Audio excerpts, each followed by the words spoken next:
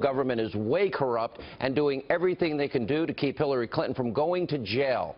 WikiLeaks is out with even more evidence that shows collusion between the Clinton machine and your Justice Department. Now we're learning that the Assistant Attorney General, Peter Kadzik, who's responsible for informing Congress about the newly reopened investigation into Hillary's Clinton private server, is a longtime friend of who? Clinton campaign chairman John Podesta, and he has decades-long ties to the Clintons themselves. And as a new WikiLeaks email from 2015 reveals, Kadzik is the FBI guy from a non-government account gave Podesta a, quote, heads up about questions a Justice Department official could have faced about Hillary Clinton at a congressional hearing. First she gets, questions to a debate. Now she gets these questions. Everything's handed over to the Clintons. Unbelievable collusion. He also appears to have tipped off Podesta about when the State Department would be releasing Clinton's emails. He wrote this, quote, there is a House Judiciary Committee oversight hearing today where the head of our civil division will testify, likely to get questions on State Department emails. Now, another filing in the Freedom of Information Act case went in last night, or will go in this morning, that indicates it will be a while, 2016, before the State Department posts the emails. This is beyond shocking and should concern every single American. Now, Justice Department is now severely downplaying what Kadzik did. They're telling Fox News, quote, that he wasn't communicating via official channels because it wasn't official business. He wasn't emailing as Assistant Attorney General Peter Kadzik. Really? How stupid do they think we are? And yesterday we also learned that Podesta once bragged that Kadzik, yeah, that same guy, kept him out of jail in a 1990s case involving Monica Lewinsky. This is beyond government corruption. This is collusion at its finest. And it's exactly why back in June, Bill Clinton thought he needed to meet with Attorney General Loretta Lynch on her plane for over 30 minutes, and before FBI Director James Comey actually made a recommendation about Clinton's private server. Lynch said they only discussed their grandkids and Bill's golf game. Really? 30, 40 minutes? How stupid do they think we are? Here with reaction, former 2016 Republican presidential candidate Dr. Ben Carson, the editor-in-chief of Life Zet, Fox News contributor, nationally syndicated radio host Laura Ingraham. Laura, before I go to this, I want to put up Bret Baier's reporting, because there's so much here. Yep. I honestly believe between that and the Wall Street Journal report tonight that the odds of Hillary Clinton being indicted are massive. What we now know is this is a long, ongoing investigation into the things that we have been talking about, and that's the pay-to-play practices at the Clinton Foundation. If you go back, maybe less than a year ago, James Comey wouldn't confirm or deny that that was happening. We now have learned the Clinton... Oh, go back to the previous one. If you guys can go back to the previous page. We now learn the Clinton Foundation probe has now taken a very high priority. In other words, that would go into the Uranium One deal, that would go into the Morocco deal, that would go into the list that was made up of Clinton Foundation donors and friends of Bill that would have first shot at Haiti relief money. We know that agents have interviewed and re-interviewed multiple people in this case about the foundation. And we also have, as part of it, that the sources say there's an avalanche of new information coming in every day. And the FBI is reviewing statements from Clinton and top aides, and sources say the investigations will continue no matter what the outcome of the election happens to be. Agents investigating would likely continue to push and try to get an indictment. Yep. Bret Baier reported that tonight. The FBI has not destroyed the laptops of two Clinton aides, Cheryl Mills and another woman, and aides' laptops are now being looked into or exploited by the FBI. Now, here's another interesting part. Sources are now saying that 99% chance exists that foreign intelligence agencies did access Clinton's private email server, which was the very danger we've been talking about from the beginning. You couple this with WikiLeaks and their revelations, they now show a finding of intent, meaning conspiracy to commit a crime.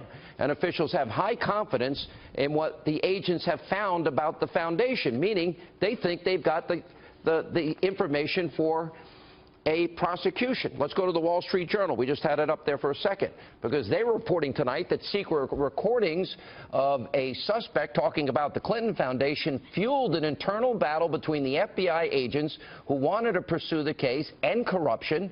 And then that goes back to what we were talking about earlier about this guy, Peter Kadzik, that's friends with John Podesta. And prosecutors who viewed the statements as worthless hearsay, people familiar with the matter said the agents using informants and recordings from unrelated corruption. Now, you know, I can go on, Laura, but I don't want to take up the whole hour. Yeah, I mean, Sean, I'll tell you this. I was a white-collar criminal defense litigator in my old days as a lawyer, and I'll tell you this. When you have an investigator, a federal investigator, going back to re-interview witnesses, they're only doing so because of new information and new evidence that they've gathered. And that is indeed what's happened here. So whether we're talking about Cheryl Mills or some of the other top officials at the State Department, they gave various interviews to federal investigators, had conditional immunity. It's a limited immunity. And now if through WikiLeaks and other documents that apparently are coming into the FBI and other information that's coming into the FBI, again, we don't know who's cooperating with them now, Sean. I think we have to remember that. There are people who are freaking out right now, who are connected to this, thinking, oh my God, I never signed up to do time for the Clintons. I'm gonna save myself. When you get into that mode of people saying, I'm gonna save myself, that's when it gets really dodgy for the principal players. Let me ask you as a lawyer. We're talking Huma Abedin and Hillary Clinton and other top officials at state. So that's when the legal jeopardy for Hillary is growing by the day, if this is the type of intensity that this investigation is gathering. Okay. Now, there's, as Brett reported, an avalanche of evidence on the Clinton Foundation investigation, and barring, quote, you know, obstruction in some way, agents investigating would likely continue to push for an indictment. Let's move over to another issue that we got revealed today. That is the FBI agents. They're making their case about the Clinton Foundation probe, but it's the Justice Department that's throwing up walls and obstacles. And then you've got this guy, Kadzik, the best friend of John Podesta. And we've got information that the Justice Department, as well as the State Department, were tipping off the Clinton campaign, kind of like CNN giving her the questions ahead of time. They cheated everything, apparently. How important is that now the FBI, or at least agents, are clearly leaking this information because they feel an injustice has been done? Yeah, they don't trust the higher-ups at the Justice Department, which is why they're going to this extreme, Sean, at the FBI. They've been stonewalled, it looks like, from the reporting tonight on Fox News. They've been stonewalled along the way by DOJ, by Loretta Lynch, who you would imagine is probably consulting with someone in the White House. And this thing is being stonewalled. They've decided, look, we've got to save our reputations. This is about the rule of law applying across the board evenly to everyone, no matter who you are, no matter what your last name is.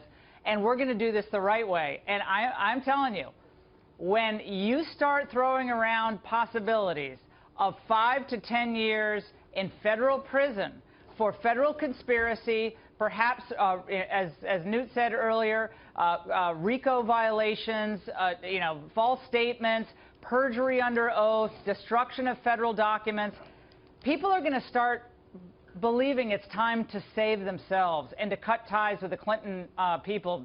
And I think Barack Obama is going to be in a tough place here, because if this is what's happening at DOJ, I mean, is this really how he wants to end his presidency? I can tell you how it's going to end. He's a special prosecutor, but Sean, a special prosecutor.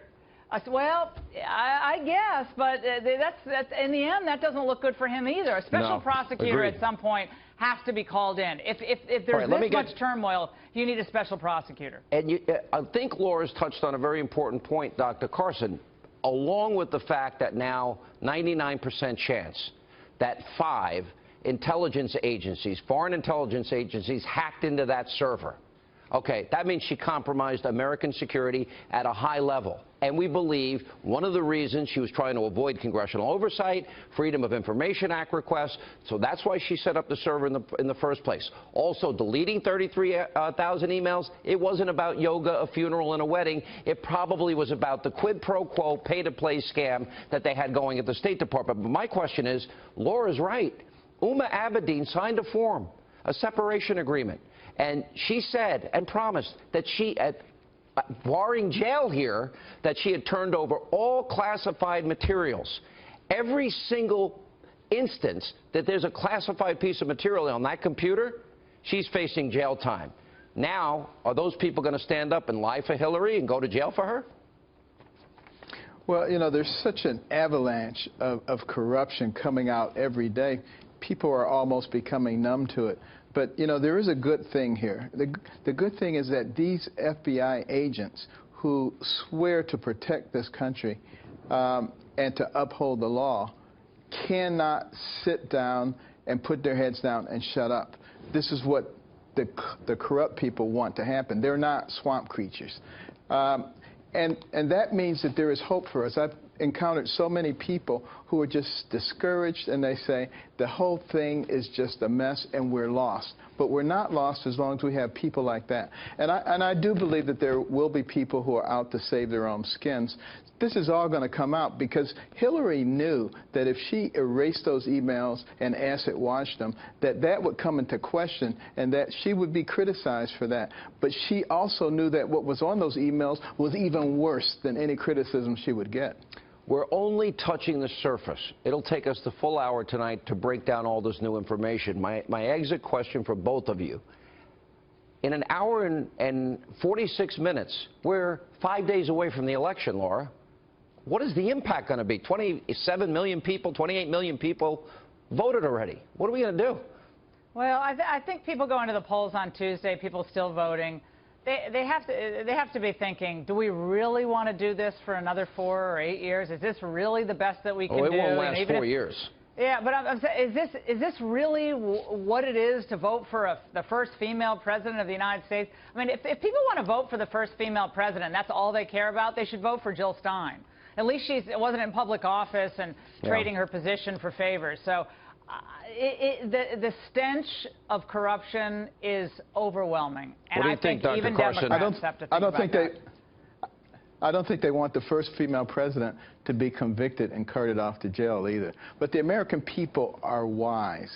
And Thomas Jefferson said that we would come to this point where we were about to change into something else, and the people would realize what they were about to lose, and a movement would start, and they would correct the situation. This is the correction. It is going to happen. I predict it right now. Well, I hope the people in New Hampshire, Colorado, New Mexico, Minnesota, Michigan, Pennsylvania, Wisconsin are watching, and Florida. We're better than this. Because We're better than they control this election. Guys, good to see you. Thank you.